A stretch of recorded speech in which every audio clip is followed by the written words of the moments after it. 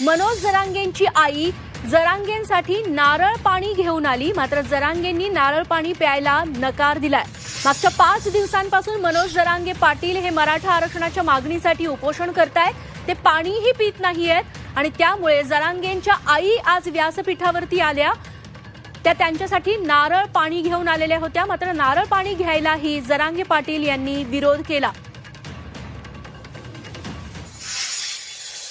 कोणाला सांगतात तुम्हाला आणायचं कोण सांगतं? कोण बाबा? मला किती त्रास होतो कुटुंब बघितलं काय ऐकायचं तो होय खाली चल खाली होय कुटुंब आणल्यावर मला त्रास होतो माझ्या फार रक्त जीवाला लागतंय माझ्या।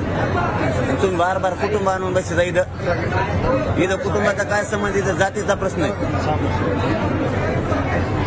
इथं घरी आल्यावर मी तुमचा पोरग, इथं आल्यावर मी जातीच आहे।